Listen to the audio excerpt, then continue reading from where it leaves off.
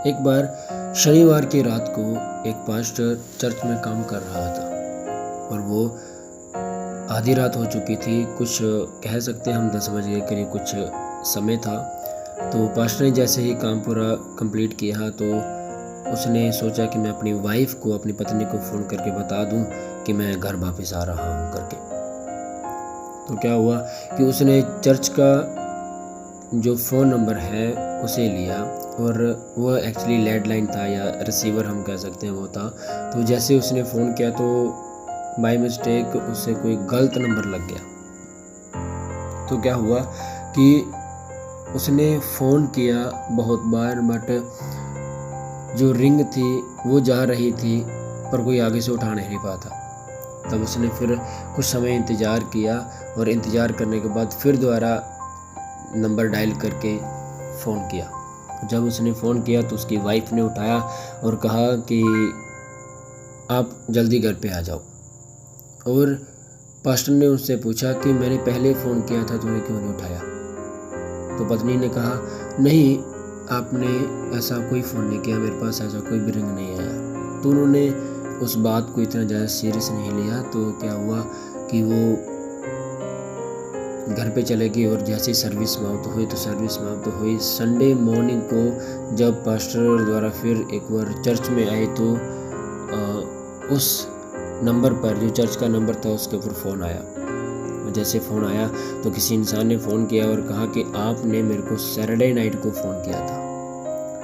तो पास्टर को इतना मालूम नहीं था क्योंकि वो भूल चुका था कि सैटरडे नाइट को पास्टर ने किसी को फ़ोन किया था करके।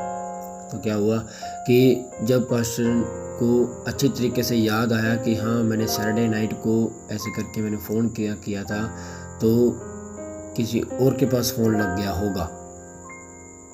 बल्कि पास्टर इस चीज़ को नहीं जानता था कि वो फ़ोन एग्जैक्टली उसकी वाइफ को लगा था या किसी और को। तो उस इंसान ने कहा कि जब आपका फ़ोन आया तो मेरा फ़ोन बज रहा था तो मैंने उसे नहीं उठाया।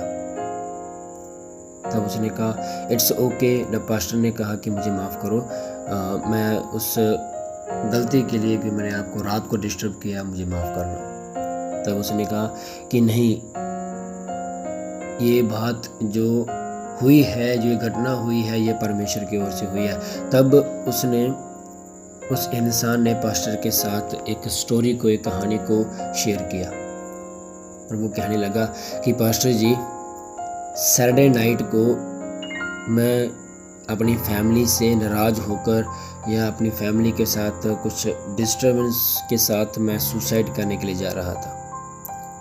और मैंने परमेश्वर से कहा ऊंची आवाज़ से कि परमेश्वर, यदि तू चाहता है कि मैं बच जाऊं या यदि तू इस दुनिया में है, मुझे बचाना चाहता है, तो मुझे कोई साइन दे।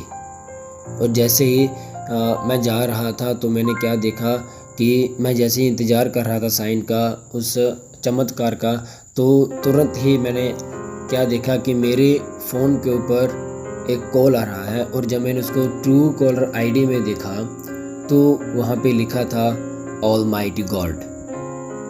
जब वो ऑलमाइटी गॉड था तो वो डर गया और डर के मारे फ़ोन उठाना पाया। जब फ़ोन उठाना पाया तो पास्टर ने बोला ओके। तो उन्होंने बाद में जब समझा कि जो मेरे चर्च का नाम है वो है ऑलमाइटी गॉड टैबरनेकल।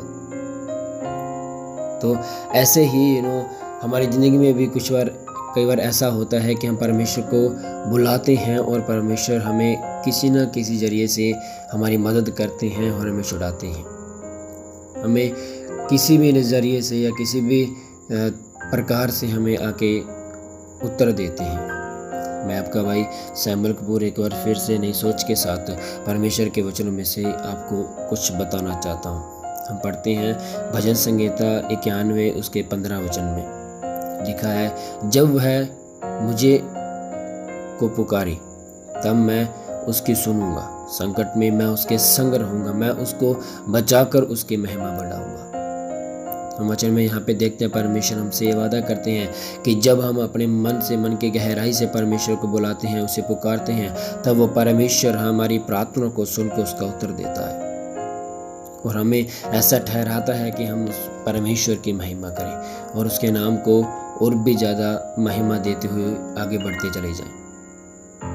इस वचन के अनुसार परमेश्वर हमें आशीष दे।